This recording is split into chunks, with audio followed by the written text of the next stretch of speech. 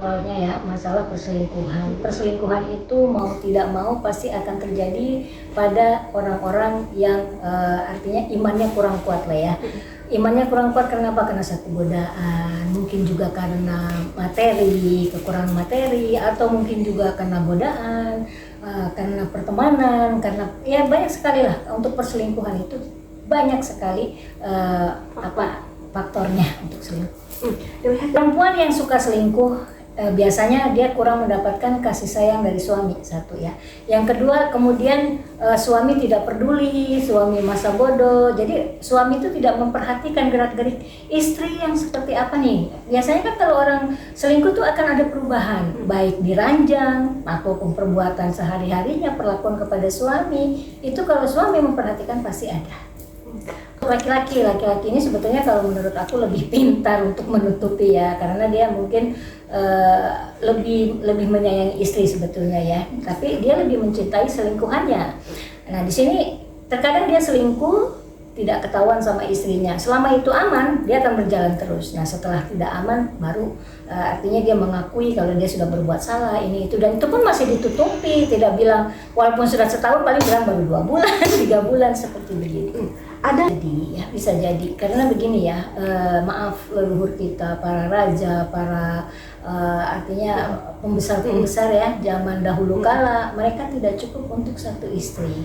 Terkadang mereka mempunyai beberapa selir atau mempunyai istri di luaran. Kenapa seperti itu? Karena seorang raja atau seorang panggede itu mereka kan berjalan. Nah, berjalan tidak hanya di satu tempat, jadi bisa ke daerah lain, ke tempat lain. Nah di situ akan selalu ada yang tadi ya, godaan atau mungkin rasa tanggung jawab atau rasa kasihan seperti itu. Untuk perselingkuhan sebetulnya nggak bisa diobati ya, karena perselingkuhan itu tergantung dari seseorang itu sendiri, apakah dia mau berhenti atau tidak. Karena ada orang yang doyan selingkuh sampai dia meninggal, sampai tua dia masih tetap selingkuh, nambah istri, atau sebaliknya perempuan yang suka selingkuh walaupun dia punya suami, ya dibilangnya kan tante girang lah apa. Kenapa? Karena dalam perselingkuhannya itu dia tidak merasa puas gitu, jadi merasa mencari kepuasan, artinya kepuasan batin itu aja. Perselingkuhan kedua artis ya, Mbak Im dan Paula, kalau aku lihat sih mereka tidak ada perselingkuhan. Tetapi kalau istrinya ini dicintai, disukai seseorang, itu wajar. Bahkan Mbak Imnya sendiri pun banyak yang suka gitu, tapi dia lebih bisa menjaga diri. Nah sementara untuk istrinya sendiri sebetulnya aku lihat masih bisa menjaga diri.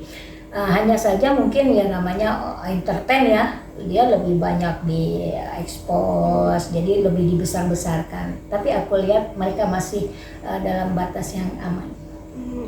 Masalah dia sudah berhijab berarti dia sudah memperbaiki diri ya, berarti dia sudah menjaga diri untuk untuk menjaga dirinya hanya untuk suaminya.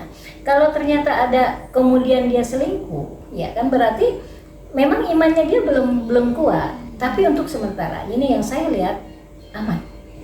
Masih hamil, artinya sama aja hamil di luar nikah ya, sama selingkuhannya. Nah buat saya itu terlalu berani sekali ya melakukan hal sedemikian rupa, selingkuh sampai lupa daratan. Karena memang selingkuh itu kan selingan indah keluarga utuh, maunya seperti itu. Tetapi tetap saja yang namanya selingkuh itu akan menimbulkan perpecahan ya kan.